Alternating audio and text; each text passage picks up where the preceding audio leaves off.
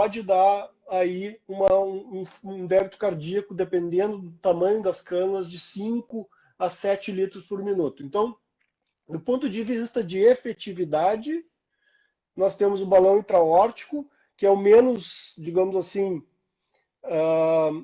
menos invasivo de todos, porque ele é mais fininho, ele é 7 a 8 frente, ele tem 3 milímetros no máximo de calibre, o catéter. Já o Impella, ele tem 14 frente, que isso aí dá em torno de 5, 5,5 milímetros de diâmetro. E as cânulas do ECMO, por exemplo, para a gente fazer uma comparação, elas são, em média, uma cânula arterial de 19 frente a 21 frente, que isso aí dá 7 ou 8 milímetros, e a cânula venosa é 23 a 25 frente, isso aí dá 8, 9 milímetros. Então, é um dispositivo bem mais invasivo e que tem mais complicações também. Tem seu nicho, né?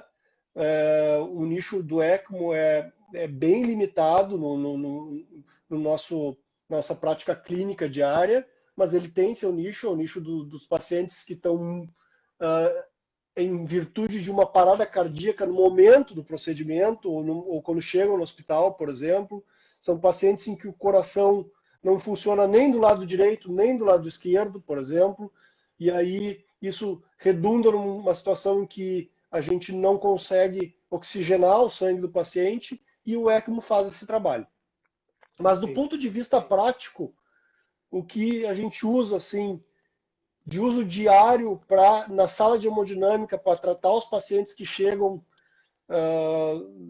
na emergência do hospital e que precisam de cateterismo de urgência é o balão intraórtico e, de forma mais contemporânea, hoje em dia, o Impella, sem dúvida. Uma coisa interessante para o pessoal entender, e às vezes, mesmo às vezes da área de saúde não lembra do ponto de vista fisiológico o que representa isso, já era um grande ganho, né? Na época da residência, mas também tinha menos trabalho de balão intraórtico, olha, aumenta em 0,5 o débito cardíaco, né? Ou seja, que é o volume de sangue a mais que vai circular em 1 minuto, né? Isso representa, o pessoal entender, 10%, um pouquinho menos, 8% do volume de sangue todo que a gente tem circulando. Agora, Exato. tem em torno de 6 litros. Esses novos equipamentos que o Rodrigo nos apresentou aqui, o Impella, o ECMO, a gente tem praticamente o sangue todo dando uma volta inteira. Imagina, então, algumas célulazinhas que saíram do coração, né? Elas dão a volta inteira, ou seja, todo o sangue passou e cai no mesmo lugar depois de 1 minuto, né? Ou seja, praticamente replica o que um coração sadio deveria estar fazendo. Exatamente.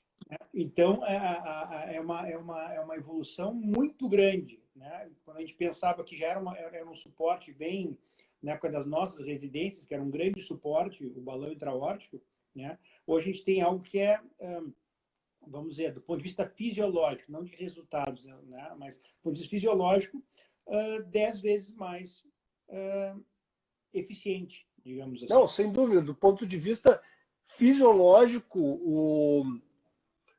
o ECMO ele é uma derivação da circulação extracorpórea que já existe há muitos anos. Mas o Impella, do ponto de vista fisiológico, é uma grande revolução, né?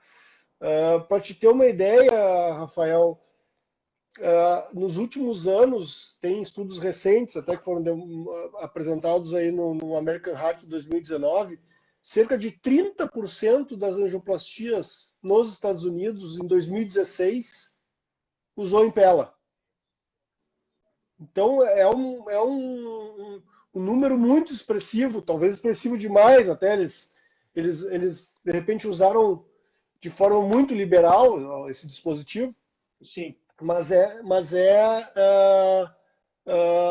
uma realidade nos Estados Unidos, assim, uma realidade diária, digamos, esse dispositivo. E também porque aumentou na verdade, a complexidade dos pacientes em que se aceita fazer procedimentos também se ampliou bastante, né? Exato, não.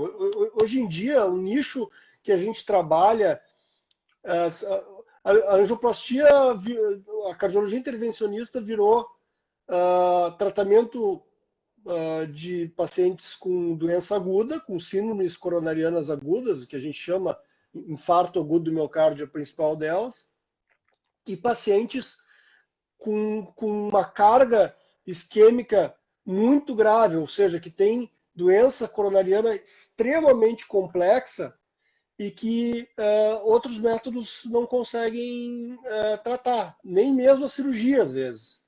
E esses dispositivos, principalmente o Impella, nos disponibiliza tratar esses pacientes com grande segurança.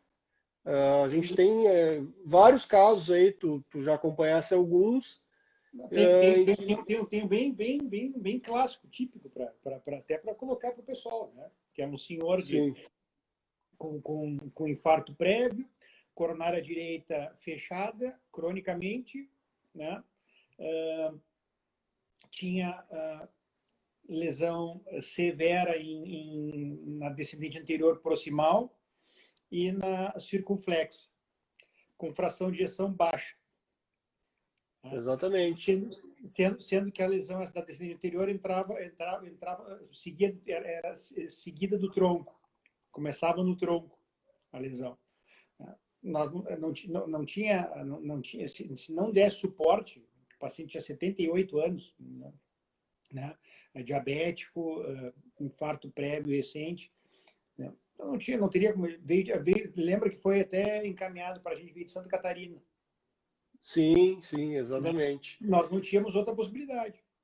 E que, inclusive, eu não sei de qual serviço veio, mas aparentemente foi negado para ele tratamento percutâneo lá porque acharam que era complexo demais. Exatamente. Ele veio encaminhado para cá por isso.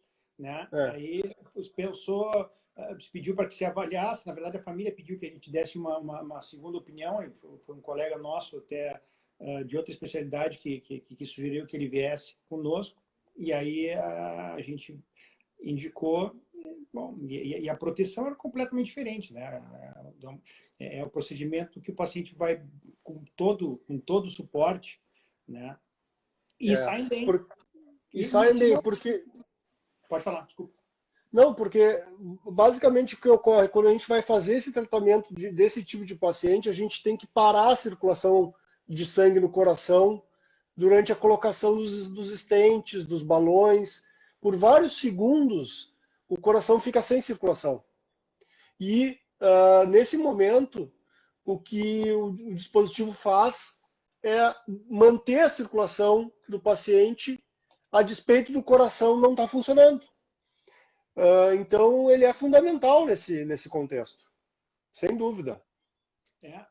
Porque, para quem não sabe, o Cacá é falando do hard team, mas é assim que a gente tem que... Esse é o grande jeito que a gente aprendeu, principalmente com o pessoal de fora, e que a gente trouxe para cá, né? Acho que desde o Dr. Jorge, né? Exatamente. Do hard team, né? Do saudoso Dr. Jorge Pinto Ribeiro, que nós temos que ter especialistas de cada área discutindo qual o melhor tratamento. Cada área, o que é um cardiologista, um dermato, não. Cardiologistas na sua área. O cardiologista é o clínico, o cardiologista intervencionista, como o Rodrigo. E o cirurgião cardíaco. E o cirurgião cardíaco, e a gente discutia o melhor tratamento. E, Rodrigo, que eu ia te colocar... eu esqueci que ia falar. Bom... O bom que é conversa entre amigos, com outros amigos assistindo e participando. Mas realmente eu não me lembro. Não, eu acho que é importante a gente falar, Rafael. A gente falou bastante no final aqui de angioplastia de alto risco, mas o choque cardiogênico atualmente a gente tem se detido bastante nessa questão do choque cardiogênico, porque Porque a tendência atual é que os hospitais tenham seus times de choque cardiogênico. E por que isso? Choque cardiogênico é aquela situação que eu falei no início, para quem não viu, que o coração não consegue bombear sangue o bastante para manter a oxigenação do corpo inteiro. Isso geralmente ocorre por um insulto agudo, que normalmente é um infarto grande, que compromete mais de 40% do músculo cardíaco. E nesse contexto, a gente, apesar de todas as estratégias novas que existem, a mortalidade desses pacientes se mantém em torno de 50%, é altíssima. E os estudos, os registros, na realidade, mostram que o uso de uma estratégia padronizada com um grupo que somente está habilitado a tratar esses pacientes, com protocolo padronizado de avaliação e diagnóstico desses pacientes, e com o uso de dispositivo de assistência circulatória, é possível, isso a gente está esperando estudos maiores que comprovem essa teoria, mas é possível que o uso precoce desses dispositivos de assistência circulatória nesse contexto, junto com uma estratégia de time de choque que padronize o atendimento desses pacientes, é possível que nesse contexto a mortalidade histórica do choque cardiogênico, que é em torno de 50%, ela diminua. É o que mostra os registros. Então, é uma entidade extremamente letal, né? A mortalidade é em torno de 50%, sendo otimista, mas na maioria dos casos fica mais perto de 80% até. E essa estratégia do uso de dispositivos com um diagnóstico precoce e padronizado, ele é fundamental nesses pacientes. E é importante a gente ressaltar que o Moinhos de Vento está organizado para isso. Exato, Né? Tem o Moinhos de Vento bem organizado. O Moinhos de Vento tem um grupo de choque cardiogênico montado, né? Tu bem sabe, o Miguel, a Marciane, eu faço parte também, outros médicos, e a gente está bem organizado com um protocolo pronto para tratar esses pacientes e acha que fazendo essa estratégia a gente vai conseguir diminuir a mortalidade dessa enfermidade que é realmente letal. Para as pessoas terem uma ideia, assim, né? Pegando o momento atual, né? E sem fazer juízo de valor de nada, porque, na verdade, a incidência seria muito maior na outra questão. Mas as pessoas têm muito medo, né, em contraindo a Covid agora, né? Uma parcela da população tem a média, a mortalidade baixa. Até pelo trabalho de Pelotas, seria em torno de 0,44, mas vamos lá, 0,5%, mas está se mostrando pelo baixo diagnóstico em torno de 2,5%. Mas vamos pegar os mais graves, né? Vários fatores de riscos, idosos, mortalidade em torno de 15%. Tá? E todo mundo tem muito medo. Pô, nós estamos falando de 5 vezes, de 3 a 5 vezes mais chance de morrer numa situação como essa. Exato, e sem falar do infarto sem choque cardiogênico, que por si só já tem uma mortalidade 5 vezes maior do que o Covid.